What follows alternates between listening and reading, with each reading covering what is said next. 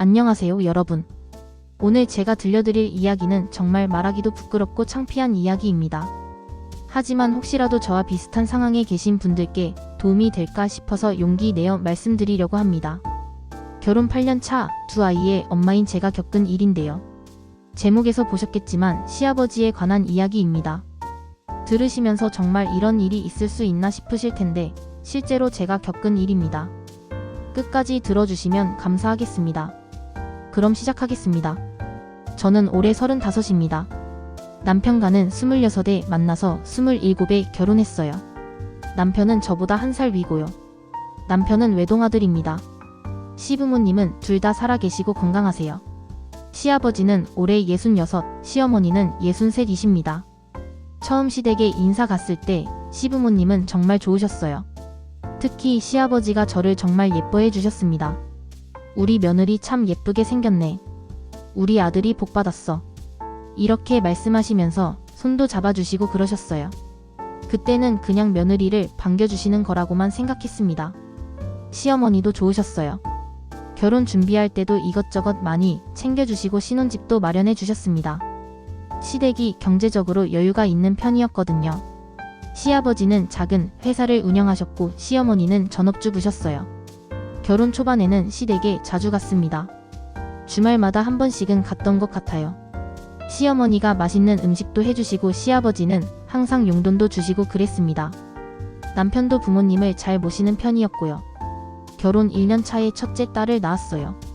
시부모님은 정말 좋아하셨습니다. 손녀를 얼마나 예뻐하시던지. 특히 시아버지가 손녀를 정말 사랑하셨어요. 주말마다 시댁에 가면 시아버지가 손녀를 안고 놀아주시고 그랬습니다. 3년 뒤에 둘째 아들을 낳았어요. 시아버지는 손자를 낳았다고 정말 좋아하셨습니다. 돌잔치도 크게 해주시고 금반지도 사주시고요. 저는 시댁 복을 받았다고 생각했습니다. 그런데 문제는 작년부터 시작됐습니다. 정확히는 작년 봄쯤이었어요. 2부- 이상한 신호들. 작년 봄 시댁에 갔을 때였습니다. 시어머니가 잠깐 마트에 다녀오신다고 하셨어요. 남편은 아이들 데리고 근처 공원에 갔고요. 저는 집에서 설거지를 하고 있었습니다. 그때 시아버지가 부엌으로 오셨어요. 며느리 힘들지? 내가 도와줄까? 하시면서요. 저는 괜찮다고 했는데 시아버지가 제 옆에 바짝 붙어서 서시는 거예요. 너무 가까워서 불편했지만 시아버지니까 뭐라고 할 수도 없었습니다. 그러다가 시아버지가 제 어깨에 손을 올리셨어요. 며느리, 우리 아들이 너한테 잘해주지? 하시면서요. 저는 네, 잘해준다고 대답했습니다. 그런데 시아버지 손이 제 어깨를 쓰다듬는 거예요. 기분이 이상했지만 그냥 넘어갔습니다. 그 이후로 시아버지의 행동이 조금씩 이상해지기 시작했어요. 시댁에 갈 때마다 저를 유심히 쳐다보시는 거예요. 그리고 기회가 있을 때마다 제 옆에 바짝 붙어 앉으시고요. 한 번은 제가 거실에서 TV를 보고 있는데 시아버지가 오셔서 제 바로 옆에 앉으시는 거예요. 소파가 넓은데 굳이 제 옆에 바짝 붙어서요. 그리고는 며느리 요즘 예뻐졌네. 화장 바꿨어? 이런 말씀을 하시는 거예요. 저는 그냥 감사하다고만 했습니다. 하지만 마음이 불편했어요. 시아버지가 며느리한테 이런 말을 하는 게 정상인가 싶었거든요. 어느 날은 제가 시댁 화장실을 쓰고 나오는데 시아버지가 복도에 서 계시는 거예요. 마치 저를 기다리고 계신 것처럼요. 그리고는 며느리, 오늘 옷 예쁘네. 그 옷 새로 산 거야? 하시면서 제 옷을 만지시는 거예요. 저는 깜짝 놀라서 한 발짝 뒤로 물러났습니다. 시아버지는 웃으시면서 왜 그래? 아버지가 무섭나? 하셨어요. 저는 아니라고 하고 얼른 거실로 갔습니다. 그날 집에 돌아와서 남편한테 말할까 고민했어요. 하지만 뭐라고 말해야 할지 모르겠더라고요. 시아버지가 저를 만졌다. 이상하게 쳐다본다. 이렇게 말하면 남편이 믿을까요? 오히려 제가 오해하는 거라고 할 것 같았어요. 그래서 그냥 넘어갔습니다. 제가 예민한 건가 싶기도 했고요. 하지만 시아버지의 행동은 점점 더 심해졌습니다. 어느 날 시댁에 갔을 때 시아버지가 저한테 문자를 보내셨어요. 같은 집에 있는데 문자를요. 며느리, 잠깐 2층 서재로 올라올래? 줄 게 있어. 저는 이상했지만 올라갔습니다. 서재에 가니 시아버지 혼자 계셨어요. 뭐 주실 거 있으세요? 하고 물었더니 시아버지가 봉투를 하나 주시는 거예요. 열어보니 현금 50만 원이 들어 있었습니다. 이게 뭐예요? 하고 물었더니 시아버지가 며느리 용돈이야. 우리 며느리 고생 많으니까 남편한테는 말하지 말고 너 쓰고 싶은데 써 하시는 거예요. 저는 받을 수 없다고 했습니다. 그랬더니 시아버지가 제 손을 잡으시면서 왜 그래? 아버지가 며느리한테 용돈 주는 게 이상해. 받아. 우리 둘만의 비밀로 하자 하시는 거예요. 그 말을 듣는 순간 소름이 돋았습니다. 우리 둘만의 비밀이라니요. 저는 돈을 돌려드리고 얼른 내려왔습니다. 그 이후로 시아버지는 자꾸 저한테 문자를 보내셨어요. 며느리, 오늘 예뻤어. 며느리 생각나네. 이런 내용이었습니다. 저는 답장을 안 했어요. 하지만 문자는 계속 왔습니다. 한 번은 시댁에서 저녁을 먹고 있는데 시아버지가 제 옆에 앉으셨어요. 그리고는 식탁 밑에서 제 무릎을 만지시는 거예요. 저는 깜짝 놀라서 자리에서 일어났습니다. 화장실 좀 다녀올게요 하고요. 화장실에서 한참을 있었어요. 손이 떨리고 심장이 너무 빨리 뛰었습니다. 이건 분명히 이상한 거였어요. 제가 오해하는 게 아니었습니다. 그날 집에 돌아와서 남편한테 말했어요. 여보, 아버지가 요즘 저한테 좀 이상하게 하시는 것 같아. 남편이 물었습니다. 뭐가 이상한데? 저는 말했어요. 자꾸 저한테 문자 보내시고 너무 가까이 오시고 오늘은 제 무릎을 만지셨어. 남편은 웃으면서 말했습니다. 아버지가 며느리 예뻐하시나 보네. 그냥 그런 거 아니야? 우리 아버지 원래 스킨십 많으신 분이잖아. 저는 답답했어요. 아니야. 이건 그냥 스킨십이 아니야. 정말 이상해. 남편은 진지하게 말했습니다. 여보, 우리 아버지를 너무 나쁘게 생각하지 마. 아버지가 그런 분이 아니야. 네가 좀 예민한 거 아니야? 저는 할 말을 잃었습니다. 남편이 저를 믿지 않는 거였어요. 그러던 어느 날 정말 충격적인 일이 벌어졌습니다. 시어머니가 친구분들이랑 여행을 가셨어요. 2박 3일로요. 시아버지는 집에 혼자 계신다고 하셨습니다. 남편이 아버지 혼자 계시는데 우리 가서 저녁이라도 같이 먹자고 했어요. 저는 가기 싫었지만 거절할 수도 없었습니다. 시댁에 갔을 때 시아버지는 반갑게 맞아주셨어요. 저녁을 먹고 남편은 아이들 데리고 근처 편의점에 갔습니다. 아이들이 아이스크림 사달라고 해서요. 저는 설거지를 하고 있었어요. 그때 시아버지가 부엌으로 오셨습니다. 그리고는 뒤에서 저를 껴안으시는 거예요. 저는 깜짝 놀라서 소리쳤습니다. 아버지, 뭐 하시는 거예요? 시아버지는 놓아주지 않으셨어요. 오히려 더 세게 안으시면서 며느리, 나 요즘 너무 외로워. 너도 알잖아. 내 시어머니는 나한테 관심도 없어. 근데 너는 달라. 너는 젊고 예쁘고. 이런 말씀을 하시는 거예요. 저는 있는 힘껏 밀쳐냈습니다. 아버지, 정신 차리세요. 저 며느리예요. 이러시면 안 돼요. 시아버지는 왜 안 돼? 우리 둘 다 외로운데. 아무도 모르게 하면 되잖아 하시는 거예요. 저는 믿을 수가 없었습니다. 지금 시아버지가 저한테 이런 말을 하시다니요. 저는 소리쳤어요. 아버지, 제발 정신 차리세요. 저는 아버지 며느리예요. 아들 아내라고요. 그때 현관문이 열리는 소리가 들렸습니다. 남편과 아이들이 돌아온 거예요. 시아버지는 얼른 저한테서 떨어지셨습니다. 그리고는 아무 일도 없었다는 듯이 거실로 가셨어요. 저는 부엌에서 한참을 서 있었습니다. 손이 떨리고 온몸에 소름이 돋았어요.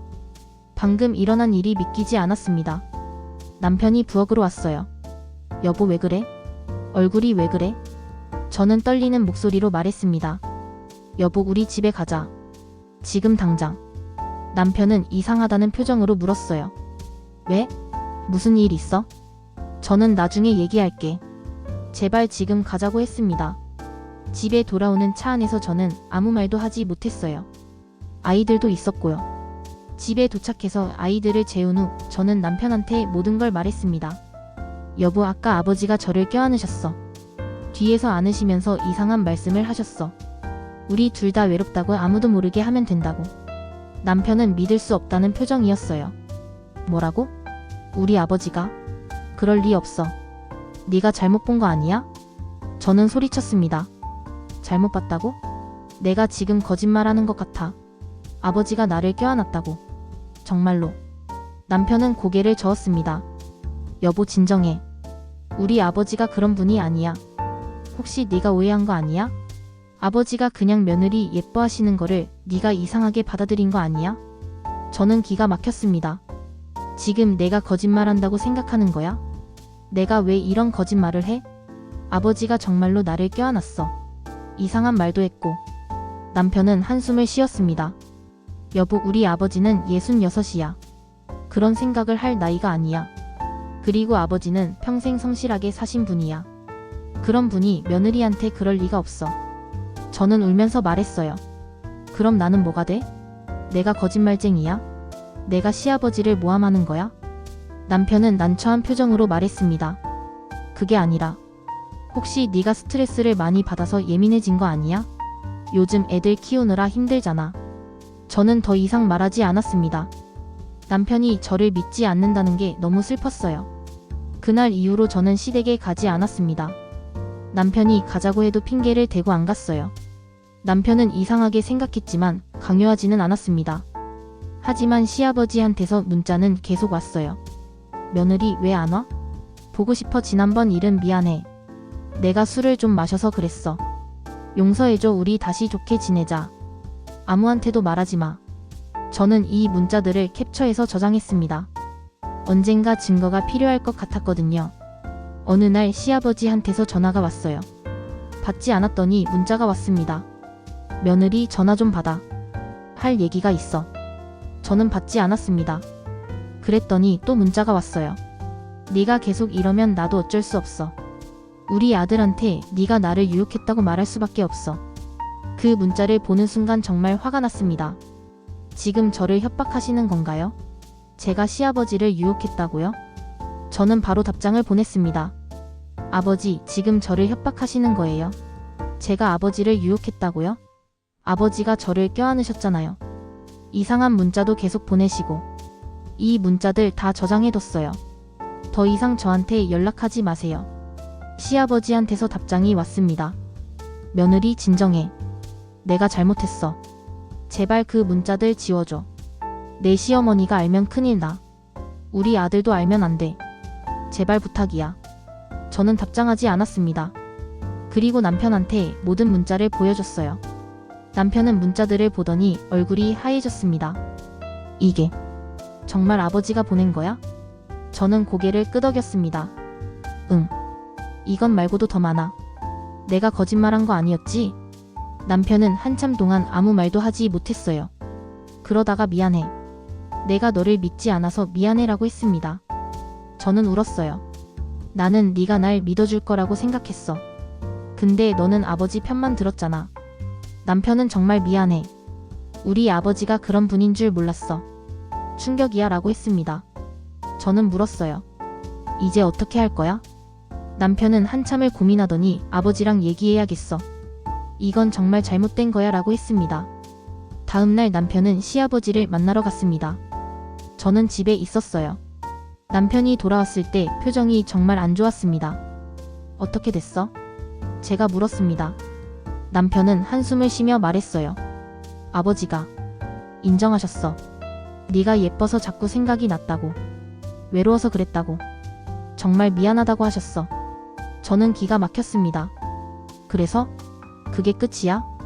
남편은 아버지가 다시는 그러지 않겠다고 약속하셨어. 그리고 너한테 정말 미안하다고 전해달라고 하셨어라고 했습니다. 저는 소리쳤어요. 그게 끝이라고? 미안하다고 하면 다야? 나는 지난 몇 달 동안 얼마나 힘들었는데. 시아버지가 나를 그렇게 대하는데 아무도 날 믿어주지 않았어. 너도 날 믿지 않았잖아. 남편은 미안해. 정말 미안해. 내가 어떻게 해야 할지 모르겠어 라고 했습니다. 저는 말했어요. 나는 이제 시댁에 안 갈 거야. 아버지 얼굴도 보기 싫어. 남편은 알았어. 당분간은 내가 혼자 갈게라고 했습니다. 며칠 후 시어머니한테서 전화가 왔습니다. 며느리야, 무슨 일이 있었다며? 우리 영감이 내한테 미안한 일을 했다고 하던데. 저는 놀랐어요. 남편이 시어머니한테도 말씀드린 거였습니다. 시어머니는 계속 말씀하셨어요. 며느리야, 우리 영감이 요즘 좀 이상해. 나이 들어서 그런가 봐. 미안하다. 용서해 줄 수 있겠니? 저는 솔직하게